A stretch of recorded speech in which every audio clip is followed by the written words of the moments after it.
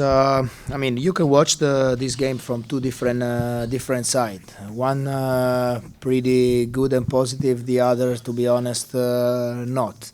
What I mean is, we played until the end a tie game, two possession different against one of the best team, the Lithuanian champions, and the team that is solid in second position, competing with the Žalgiris in this league with a completed roster, and once again we just lost for some details. On the other hand, we allow 16 offensive rebound, and we knew it. We turned the ball over 16 times, and it's, to be honest, some of those turnovers were pretty. I don't want to use the term stupid, but I did. So something that they gave them the chance to score easy points, especially running in fast break, and I'm sure that the level of focus and physicality we spent on the court with the players that were able to play tonight, obviously smaller rotation respecting our usual habit, were not the same than the game we played some days ago. But I think that right now the bonuses are over. I mean, we played against Lietkabelis, Žalgiris, and Rytas with a completely different energy and focus, respecting Gran Canaria, Trento, and Budućnost. Now we have just to reset and focus on Neptunas first, absolutely, and then let's see if we will be able to have another game that give the chance to the team that we win to raise up a trophy. Trenerio komentaras apie rungtynes, tai buvo dvi rungtynių pusės. Treneris pasižiūrėjo, kad buvo žaista, komanda žaidė iki pabaigos ir atsiliko tik dviejomis atakomis prieš Lietuvos čempionus, prieš šiuo metu antrą vietą užimančią komandą lygoje. Tačiau iš kitos pusės bloga buvo tai, kad varžovams buvo leista atsikovoti 16 kamuolių puolime, taip pat buvo padaryta 16 klaidų, po kurių dalis buvo tikrai kvailos ir po jų varžovai pelnė lengvus taškus. Tačiau atsižvelgiant į turimą rotaciją, kai trūko kelių žaidėjų, tai nebuvo komanda tokia energinga, tokia fiziška, ir dabar jau visas fokusas bus į artėjančias rungtynes taurės finalo ketvirtą su Neptūnu. Coach, first, hello. Tonight, Ąžuolas Tubelis made, to be exact, 4 out of 7 3-pointers. How much were you risking from him? Because from my eyes, some of those 3-pointers were pretty open for him. We decided to have one idea that was similar than the first game. Rytas cause offensive rebound, cause defensive pressure and fast break and drives is the team in this league that has the biggest impact with 2 points. So we decided to try to shrink a bit more the paint, risk a bit.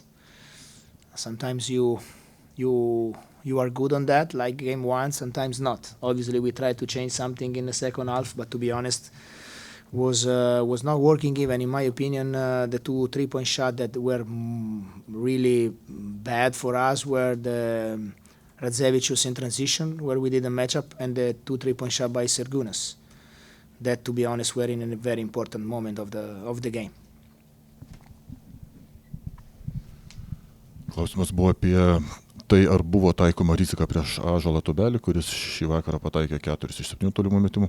Pasak trenerio, sprendimas buvo laikytis panašios taktikos kaip ir pirmose rungtynėse, atsižvelgiant į tai, kad Rytas yra gerai kovojanti dėl atšokusių kamuolių komanda, taip pat gerai bėganti į tranzicijas ir gerai besiveržianti link krepšio, todėl buvo nuspręsta šiek tiek sutankinti gynybą būtent arčiau krepšio ir pasimti tam tikras rizikas.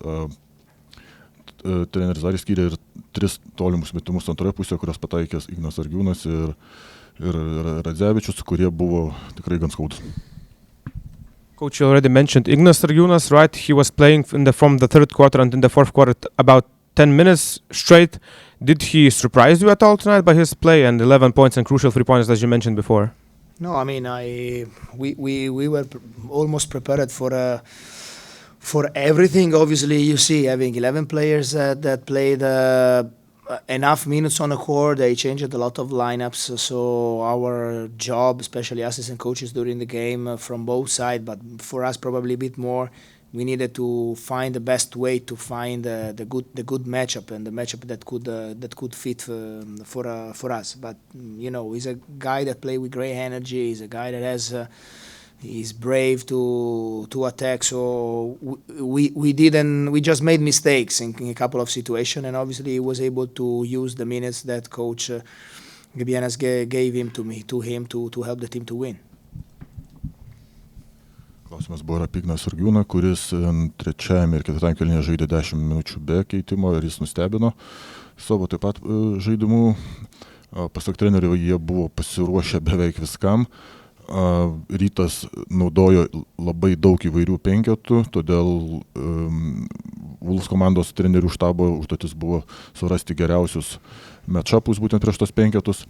O kalbant apie Igną, jis žaidė labai drąsiai, su didelė energija ir jo tie metimai buvo galbūt labiau klaidos gynyboje. Coach, talking about your team a little bit, probably one of those bright spots can be Arnoldas Kulboka, who tonight scored 19 points, made 4 3-pointers, and did a solid job, especially in the first half.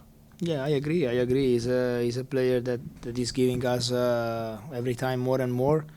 Obviously, he played more minutes than usual because Minota said, I thanks him just because he played, and he played 11 minutes, but you see that also during the game he asked for one more time the sub because he wasn't able to continue.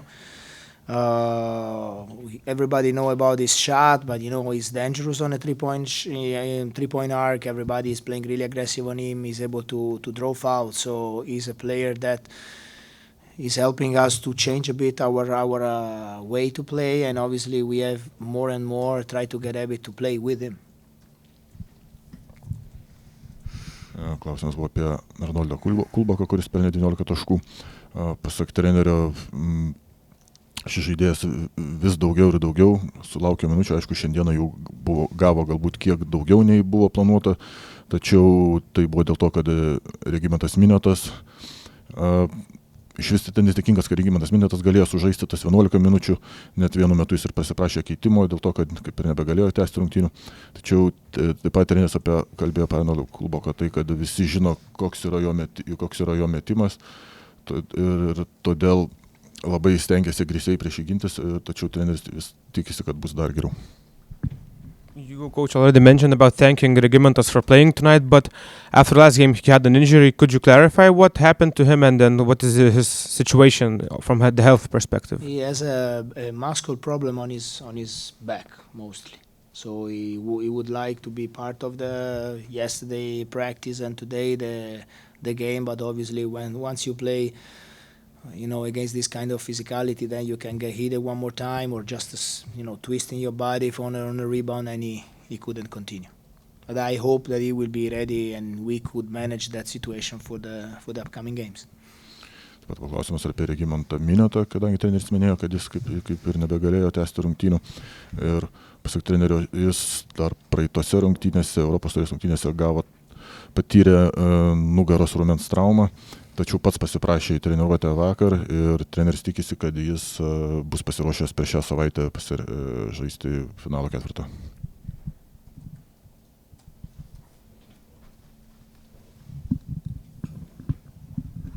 You missed 2 guards today. What happened to them? Our 2 guards. Yeah. So we have a problem with Kariniauskas about his Achilles tendon. And Andrew, after the last game, he had kind of an infection to his eye. He could barely see, so yeah, he was not able to play.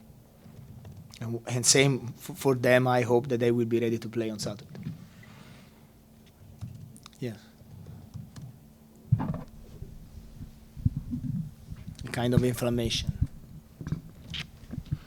Taip pat buvo klausimas apie 2 rungtynės praleidusius Vilkų gynėjus, tai apie Vaidą Kariniauską ir Andrių Andriusą. Pasak trenerio, Kariniauskas turi problemų su Achilo sausgysle, tuo tarpu Andrių turi ir akies infekciją. Tačiau treneris taip pat tikisi, kad šie abu žaidėjai bus pasiruošę žaisti kitą savaitgalį. Žaidėm antrą kartą su jais, taip kaip nieko mes ten nepralaimėjom per daug pirmos rungtynėse, taip mes nieko šiandien per daug nelaimėjom, bet žinom, kiek tai yra svarbu mūsų fanui ir džiaugiamės padovanoję tą pergalę fanui, nes matom, kiek jų daugėja išvykose, ypač net tokiam taške kaip Malagoje, tai norėjom vien dėl to jų pastovumo, tos meilės, to tikėjimo mumis, norėjom kautis dėl jų šiandien ir padovanoti tą pergalę ir džiaugiamės, kad jų nenuvylėm. Kalbant turbūt apie rungtynes, jau Arnoldas Kulboka vien per pirmą pusę buvo susmaigęs 3 tritaškius, 14 taškų susimetė, ar ne? Ar buvo čia tokių tam tikrų net susikalbėjimų gynyboje, ar tiesiog pametė kažką žaidėjai? Kažkas kažką pametė, tai natūralu, daug gerų žaidėjų turi komanda, bet šiaip galiu pasakyti, pagirt komandą, kad rungtynių planą maždaug laikėsi. Tai pirmoji rungtynių pusėje per daug padėjom nuo žaidėjų, nuo kurių negalima padėti, bet antroji rungtynių pusėje mes tą dalyką susitvarkėm ir didžiulis akcentas buvo, kadangi Vilkai yra viena iš geriausių asistuojančių komandų, sutvarkyti jų kamulio judėjimą, kas dažniausiai pas juos yra iš pick and roll arba iš off-screenų. Ir buvom labai blogi pirmoji rungtynių pusėje su pražangų selekcija. Pastoviai jo siuntėm ant linijos, yra 2-3 žaidėjai, kurie labai lengvai tas pražangas pardavinėja, bet antroji rungtynių pusėje ir susitvarkėm ir su tuo. Ir šiaip privalau pagirti žaidėjus, gynėjus, kurie šiandien labai kantrus buvo puolime, tą matot ir balansas tarp mūsų asistų ir klaidų. Vos 8 klaidos, virš 20 asistų, nes ir dideli buvo geresni su užtvarom. Tai jeigu taip trumpiau, tai išmokome, smagu, kad per trumpą laiko tarpą išmokome pamokas gautas Malagoje. Treneri, dar kalbant apie žaidėjus, truputį Ignas Sargiūnas nuo 3 kėlinio galo iki 4 kėlinio galo žaidė ten 10 minučių be perstojo, paskui dar vėl keitė ledo aikštelę. Kokią galbūt žinutę šis jaunas žaidėjas pasiuntė trenerių štabui po šių rungtynių? Visų pirma, Ignas sužaidė žemiau savo galimybių Malagoje, bet visų pirma mes parodėm jam tikėjimą ir jisai mums tą gražino. Ir šiandien labai džiaugiamės, kai daugiau žaidėjų pasijungia ne tik gynyboje, bet ir puolime. Tai tikrai reikia šiandien Igną išskirti, nes tokiu svarbiu metu tie tolimi metimai buvo labai, kaip pasakyti, sprendžiantis. Tada dar trenerių truputį apie užsidarimą rungtynių. Atrodo, trečiam kėliny jau turėt plus 10, paskui ketvirtam kėliny irgi vėl turėjo tokį solidesnį pranašumą, bet kažkaip užsidaryti nepavyko iki galo, ar net taip anksčiau rungtynių. Kas galbūt lėmė tai, kad iki galo dar Vilkai buvo tos rungtynės ir galėjo, sakykim, taip dar priešintis? Gal talentas varžovų. Tai stipri komanda, matėt, Eurocup'e sekasi gerai ir tikrai niekas čia nenorėjo, abi komandos ambicingos ir niekas čia norėjo tos pergalės atiduoti. Tai rungtynės žinom, kad daugmaž vyks iki paskutinės atakos, tai niekas nesakė, kad bus lengva. Žvelgiant į rotaciją, turbūt visiems labiausiai krenta akis 4 Džeivino Greivso minutės, ko jam trūksta, kad galėtų žaisti daugiau šiuo metu. O kodėl neklausėt apie Margerį Normantą, kodėl tylėdamas kelias rungtynės iš eilės 20 šiandien baigė? Tai bus. Vienas sužais, vienas nesužais. Mes laimėjom ir nėra čia tikslo apie žaidėjus atskirai kalbėti. Taip, mes šiandien nematėm Džeivono rotacijų ir viskas. Paprasčiausias atsakymas. Nes prašiau įėjo ir reikėjo šiek tiek mažinti rotaciją. Vilniuje yra jau naujokas. Koks pirmasis įspūdis apie Parkerį? Nežinau, jis aikšteliai dar nebuvo. Supraskim, jisai tik tai ten virš 30 valandų keliavo, galėjo eiti drąsiai ilsėtis iškart, bet tikrai norėjo pamatyti tą atmosferą, tą mūsų faną. Džiaugiamės, kad nesugadinom nuotaikos, dabar turi pailsėti, pirmadienį medicininiai tyrimai, paskui dar ekstra tyrimai dėl jo šonkaulių ir kažkiek jau reikia jį pradėti jau judinti, nes tos 3 savaitės po traumos kaip ir už kelių dienų praeis ir turėtų jau visai pradėti tą visą atsigavimo procesą ir, ką žinau, labai, labai toks mandagus, labai kaip pasakyti, įdomus, labai paprastas, kol kas malonus įspūdžiai. 3 savaitės iki sekančių rungtynių, koks planas? Taip, iki FIBA langų sportuosim, tikrai nepaleidžiam, šiandien žaidėjai laimėjo rungtynės, užsidirbo šiek tiek ekstra laisvų dienų, palikim tai viduje komandos, bet tikrai darė skirtumą ta tokia, vadinkim, motyvacija. Ir jo, tas neliečia galbūt rinktinės žaidėjų, nes jie to poilsio negaus, bet atsižvelgsim į tai ir kažkur rasim jiems ekstra kažkokių vieną kitą ofą kovą, balandį, gegužį. Tiek turėti žaidėjų rinktinėje tikriausiai yra pripažinimas nemažas, kita vertus apsunkina procesą įlėti naujoką, kaip ketinate išlaviruoti šitoje situacijoje?